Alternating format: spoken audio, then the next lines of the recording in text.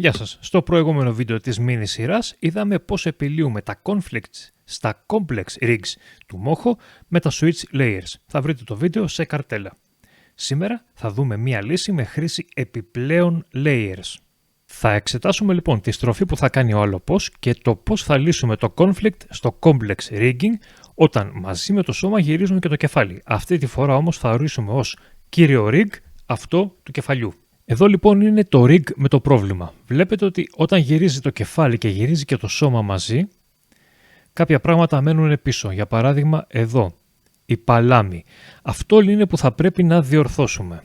Καταρχήν, όπως καταλαβαίνετε, δεν έχουμε αλλάξει κάτι σε ό,τι αφορά τα bones και τα smart bones. Έχουμε φτιάξει κανονικά το rig σε smart bones και για το κεφάλι και για το σώμα. Όμως πρέπει να δούμε τα μέλη του σώματος να πηγαίνουν κανονικά στη θέση τους. Και το πρόβλημα είναι πως εδώ αυτό δεν συμβαίνει. Αφού λοιπόν ολοκληρωθεί το action, θα δημιουργήσουμε ένα reference layer από τα layers που έχουμε πρόβλημα. Εδώ ας πούμε θα δούμε ότι βγαίνει και ο αρμός και το χέρι. Αυτά λοιπόν τα layers θα τα φτιάξουμε διπλά με reference layer. Και γιατί τα θέλουμε με reference? Διότι πολύ απλά με αυτόν τον τρόπο θα πάρουν και τις ιδιότητες της κίνησης του χεριού από το οποίο προέρχονται. Δηλαδή θα μπορούν να κάνουν και αυτή την κίνηση κατευθείαν χωρίς να χρειάζεται να τα κάνουμε νέο δέσιμο στα οστά. Βλέπετε λοιπόν ότι έχω κάνει το action σαν να μην τρέχει τίποτα. Έχω βάλει τον αρμό και το χέρι να πηγαίνουν στη θέση που θέλω να είναι. Θα μετακινήσω ενδεχομένως και το χέρι λίγο πιο εκεί για να είναι μέσα στο μανίκι. Αλλά φυσικά δεν τα έχω μπροστά. Πώς θα το επιλύσω αυτό? Όπως είπαμε πριν. Εδώ βλέπετε λοιπόν το χαρακτήρα των αλλοπό. Πήραμε γνώμες για το project του αλλοπού και προχωρούμε σε αναδημιουργία των χαρακτήρων με vectors. Έτσι σήμερα λύνουμε καρέ-καρέ το conflict με τη βοήθεια του αναγεννημένου detective αλλοπού. Τι έκανα λοιπόν? Αφού ολοκλήρωσα το action, επέστρεψα στο main line και πήγα στο 0, όπου έκανα το duplicate δημιουργώντας reference layers για τα layers που με ενδιαφέρουν και τα μετέφερα εκεί που θέλω. Δηλαδή τα έβαλα πάνω από το παλτό. Εδώ. Πηγαίνοντας στον χαρακτήρα. Στο action φαίνεται τώρα και το άλλο το χέρι, αλλά τι θα κάνω? Θα δώσω τις εξής εντολές.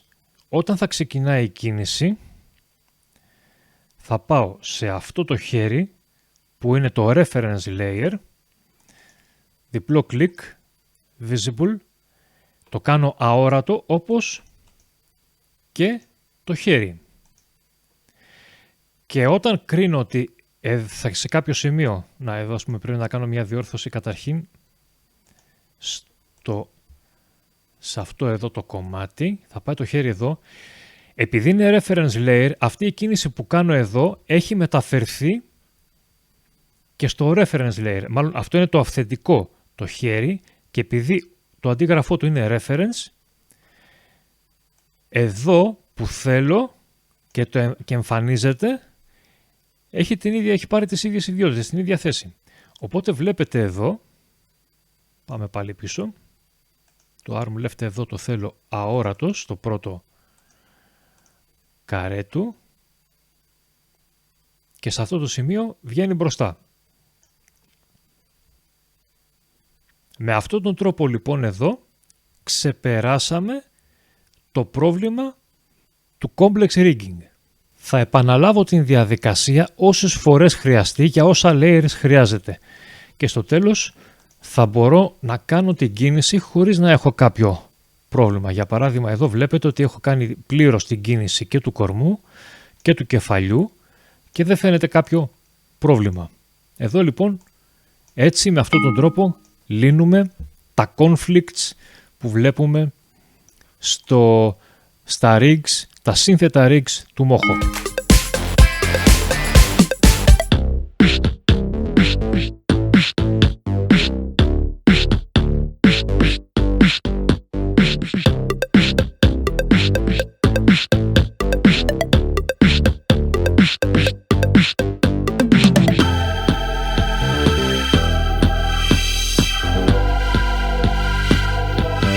Αν έχετε απορίες σχετικές με όσα δείξαμε σήμερα, γράψτε τες στα σχόλια.